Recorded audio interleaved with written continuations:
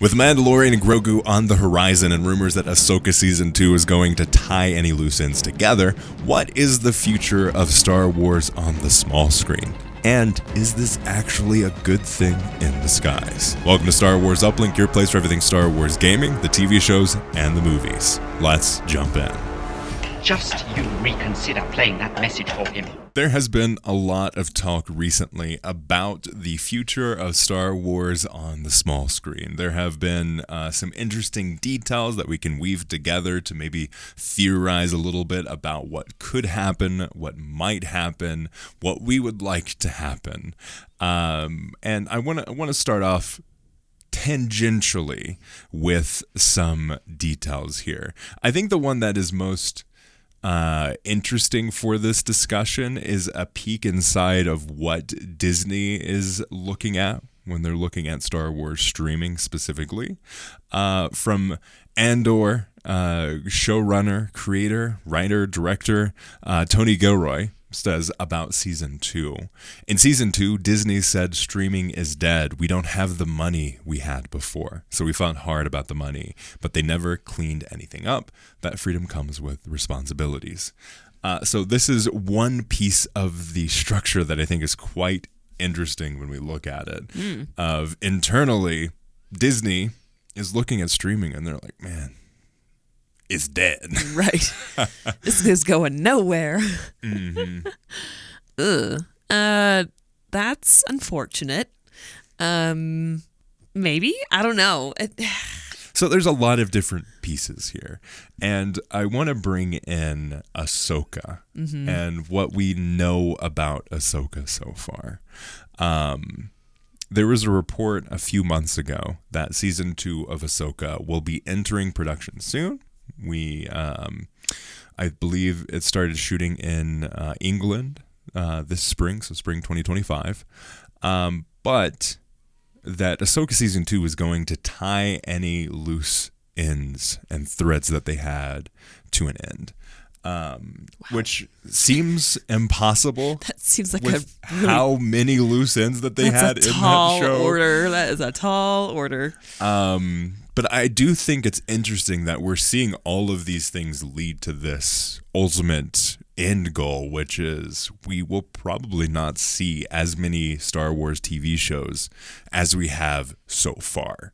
I think there's multiple facets of this. One, their expectations for streaming are heavily skewed. They're looking for more efficient usage of budgets, and Tony Gilroy has said this a lot of, like, if you look at the budget they had for a Season 1 and Season 2 of Andor, which was $650 million, if you look at it, it's actually cheaper than all of the Skywalker saga.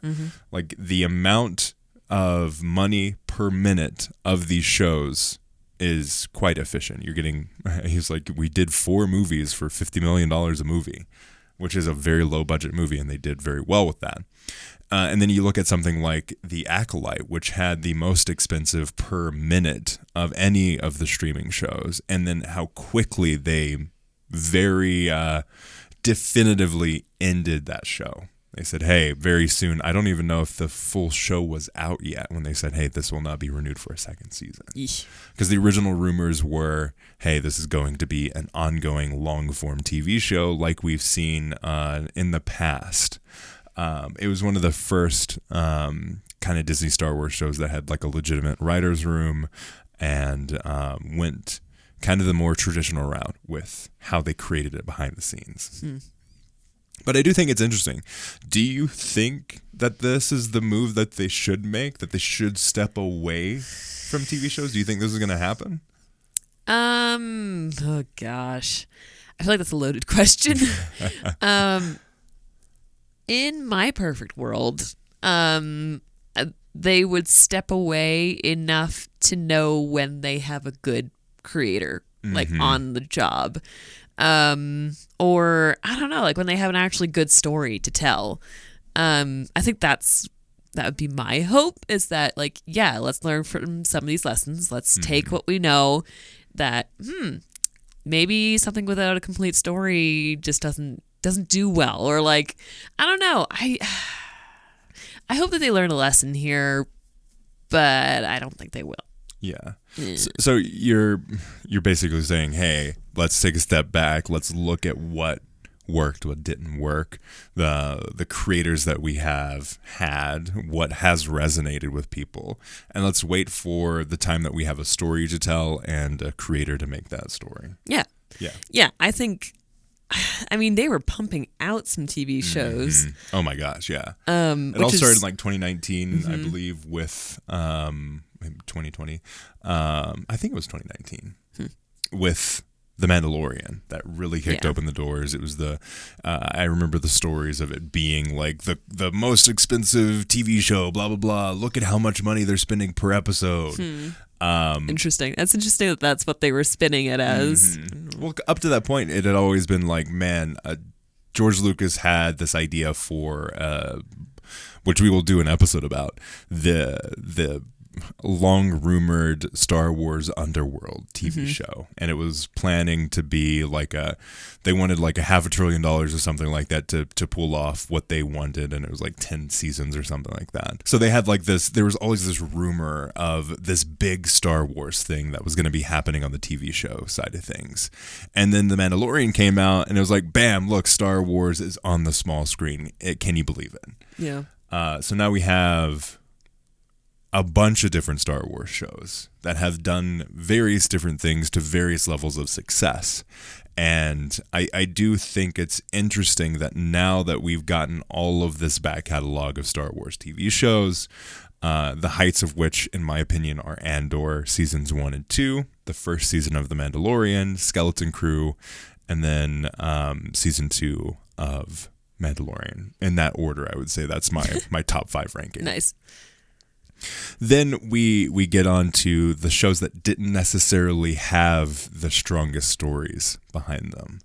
And I think if you look at Obi-Wan is one of those that just missed the mark completely.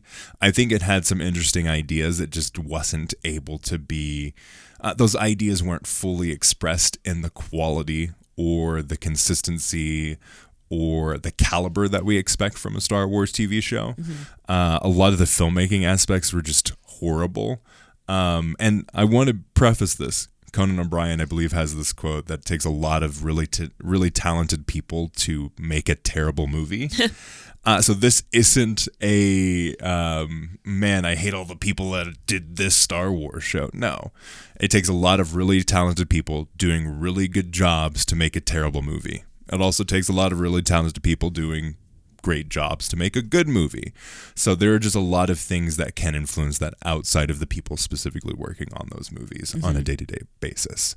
I think Obi-Wan and Book of Boba Fett and Acolyte are key examples of ideas that they didn't necessarily have the support, either from the studio side or internally, to dive into the types of things they were trying to say. Yeah. If you look at Obi-Wan, you have someone who is in a very specific part of their life. They more than likely are feeling a lot of guilt, having to hide away when the entire galaxy is in turmoil, feeling like you should be involved more than you can be because you have this responsibility to protect this child that is very important. There's a lot of those aspects, I think, dealing with that trauma, dealing with the PTSD, dealing with this regret that you may have and this sadness from losing your best friend and like having your entire galaxy kind of fall away. I think that's interesting. They didn't do a good job of really executing on that. Well, that's a really heavy and not very entertaining character to follow. I mean, oh gosh. Yeah, we're literally following a hermit. Like, what's gonna happen here? I mean, that in just surface level, like that's not interesting. That's not, that doesn't make for a good story. So then they just needed something to happen. Yeah. And the things that happened, was it good? Was it bad? It didn't really make for a compelling story. Yeah. All things like the things that we wanted to see are just difficult. I think would have really taken a really special storyteller to make that happen. Yeah. And that just didn't deliver. You bring up an incredibly good point, because I what I've really appreciated with all of the post Andor and even lead up to Andor interviews that they've had with Tony Gilroy is he puts the characters first, rather than kind of like, oh, I want this to happen. He has talked a lot about how he wanted things to happen, but he couldn't make the characters do it. Yeah. And I feel like there's a difference in storytelling experience and capability when you really look at it. An art of a storyteller is asking your characters what they would do and building up these characters in a way that makes sense for them. Mm-hmm. He was talking a lot about how he wanted certain characters to meet up, but that he couldn't make them meet up. Yeah. And he respected that. He respected the story. He respected the flow. And I think with Obi-Wan in particular, you have a very limited character. The things that he can say and the things that he can do are limited. Mm-hmm. There are structures here that have to be put in place. And the ways that Obi-Wan failed is because it tried to get out of what the character is supposed to be doing. Yeah.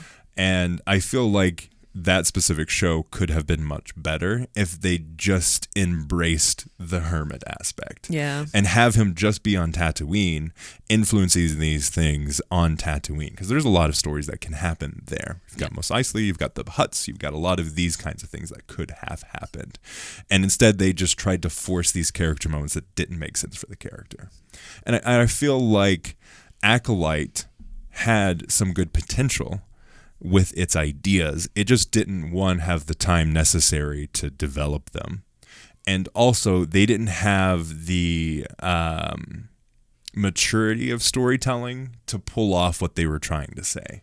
So if you look at the Acolyte, the core structure, the core thing that they're trying to say is, we have a character here that has been hidden away and wants to take life by the horns. Like, really go into this idea of a character really owning her own path, mm-hmm. finding their place in the galaxy, and trying to deal with past trauma and poor execution. But also you have the broader scope of the kind of the failing of the Jedi Order. Mm-hmm. You have this, the height of the Republic of the Jedi on its last legs. The cracks are beginning to form, and you're trying to see, or you're supposed to be seeing, where it starts to go wrong.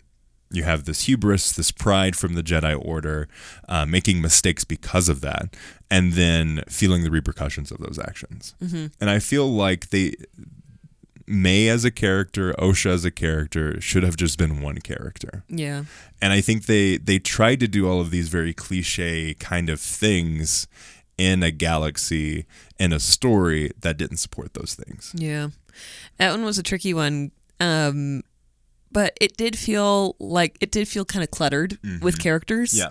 They had too much stuff going on, and mm-hmm. I feel like if they got rid of half of the things going on, down, and really just get more to the point. Make it a character-focused story mm-hmm. about May and Osha, or Moshe, whatever you want to call that one character, becoming disillusioned with the Jedi Order because of the past that they were not aware of. Right.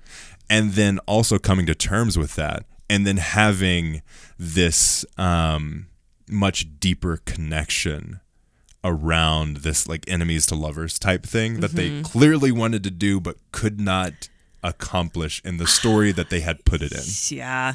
Man, I mean, what potential? Mm-hmm. Like, I could have gotten behind that, but it could have been so good. It just didn't hit. It's the core of the belief of the Jedi Order is you must not have attachment. Right. What does it look like if you're disillusioned with the Force, you're disillusioned with the Jedi, you become aware of this like deep fallacy with what you believe to have happened in your past. You're faced with this idea of, oh man, everything that I've built my life around, a failing of what I thought I did wrong and came to like own, actually it's the reverse. The Jedi Order were the people that were failing me, And now I have this guilt and this anger and this like attachment, like all of the things that the Jedi are supposed to not do.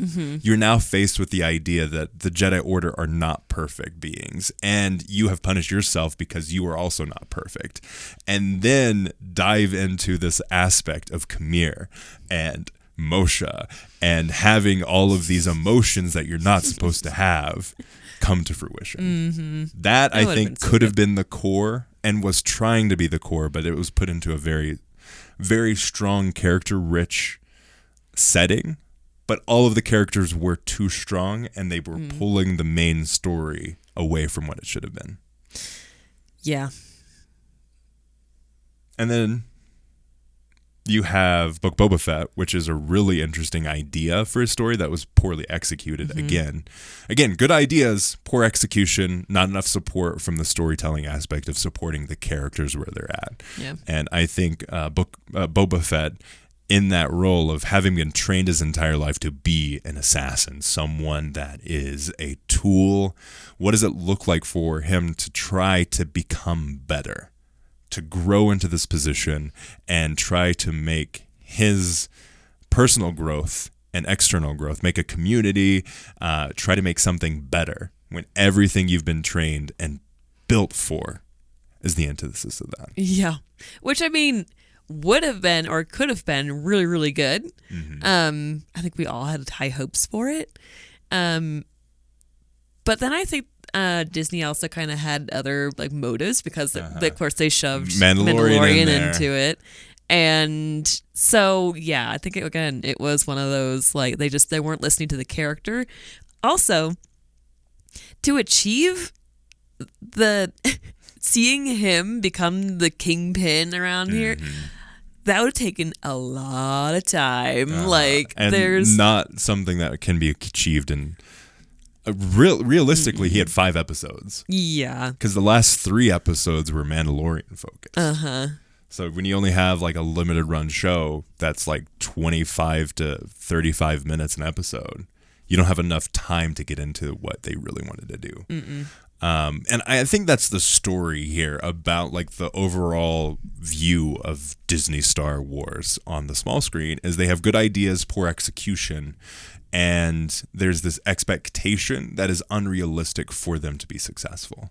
And I do think after Ahsoka Season 2, we're going to see fewer Star Wars TV shows. And I think we may have a pretty big gap from that. Because as soon as we get Ahsoka Season 2, Mandalorian Grogu is happening this next year, which is crazy, 2026.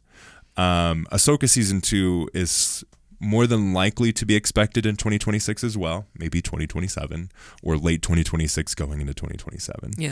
2027, we're also going to get a Star Wars movie. So we're getting back into this rhythm where we're going to have more Star Wars on the big screen. And I think Disney is going to be motivated to push people to those big screen movie experiences. Yeah. I think they've muddied the waters a little bit with Star Wars on the small screen. There have been various levels, and I feel like Star Wars as a whole has been lessened of its impact because of the small screen experience. Yeah. A lot of people, I mean, the amount of times I've tried to convince friends of ours to listen to watch Andor season 1 and 2. Like they tried to watch, they watched Mandalorian, of course, and then Mandalorian season 2 happened, and then they kind of fell off with everything. They weren't impressed with Book of Boba Fett. They didn't really like the Acolyte. They weren't convinced on the marketing of Skeleton Crew. And by the time they get to Andor, it's like, man, I'm just kind of tired of Star Wars. And that's a terrible place to be.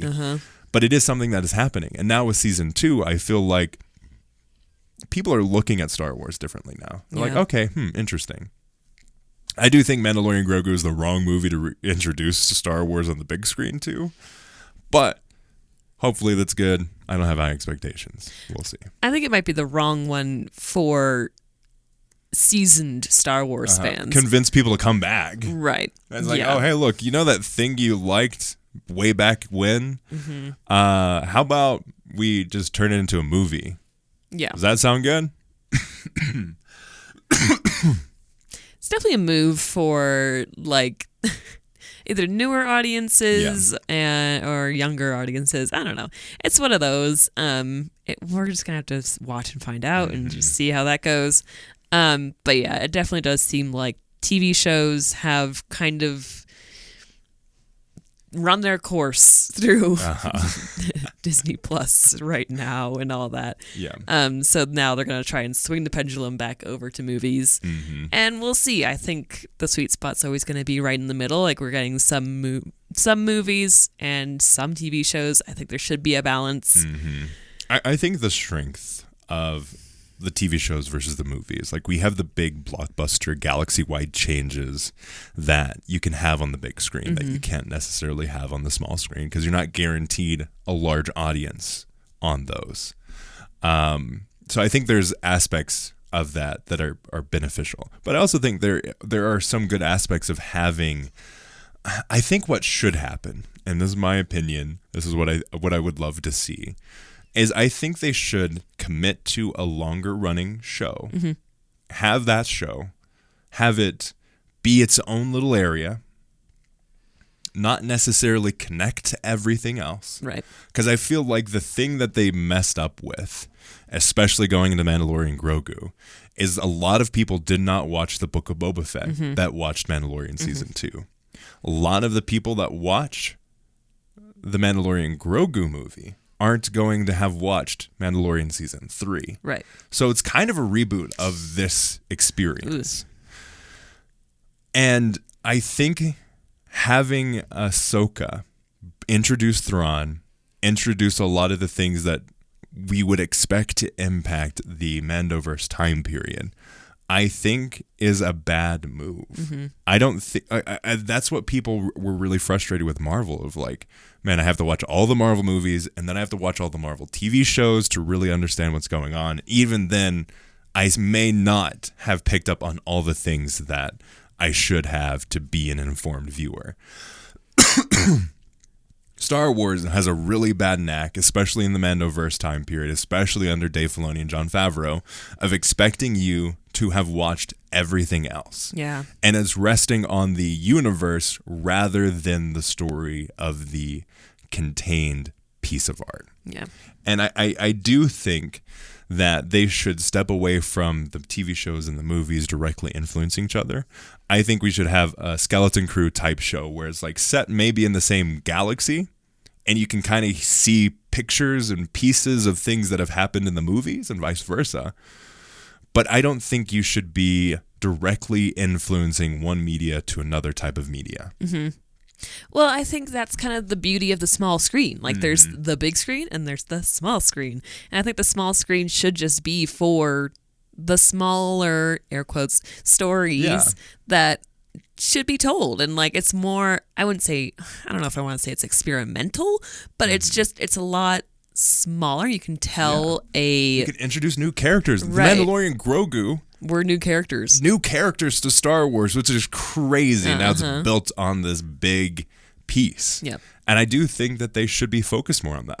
I think it's cool that TV show characters are now on the big screen, but it's like if you're going to make that shift now, they better stay on the big screen, I guess. Like now you got to make a trilogy and end it, you know? Or like I feel like I think that's accurate. I don't see a world where we see The Mandalorian back on the small screen. Once you make the jump to the big screen, it's really hard to go the other way. Yeah. Unless you're doing like little vignettes. And that's usually done more in like an animated style or something. You know, like you're getting weirdly in the weeds of things. And if you're gonna jump from TV show to movie, just stick with the movie and get new characters going in the small screens. Yeah, you should really have like this kind of rotation of new ideas, new experiences, new stories, new settings on the small screen. Have them be contained.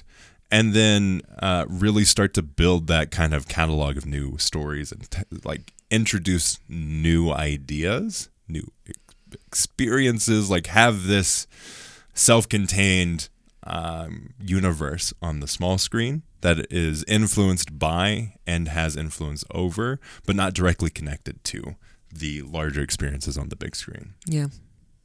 But, do you think that's what's going to happen? No. Yeah. I think they're just going to do...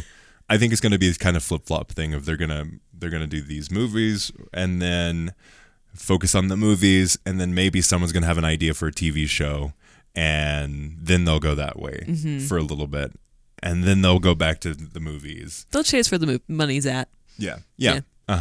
And so we'll see what ends up happening. But I do think that Star Wars would benefit from a longer running TV show. And I'm saying like multiple seasons with more episodes than freaking 8 episodes. I think that would be good. If you look at something like the Game of Thrones universe where they've got all these spinoffs, you have like these bigger stories and bigger experiences, bigger fleshing out of the entire world itself, but not necessarily connected directly to the events of what the Game of Thrones were. Yeah. A lot of that's because they're set in different time periods, and I think that would be good. Flesh out the galaxy, do a Clone Wars style show live action set in a very specific area on a very specific mission, build up the characters, have that experience, add to the Star Wars whole, rather than have, oh, we're going to set up this character in this time frame, and then freaking 30 years later they're going to show up in a Mandoverse time. Like, no. Let the characters live in the characters' world, build the characters how they should be in the story that needs to be told.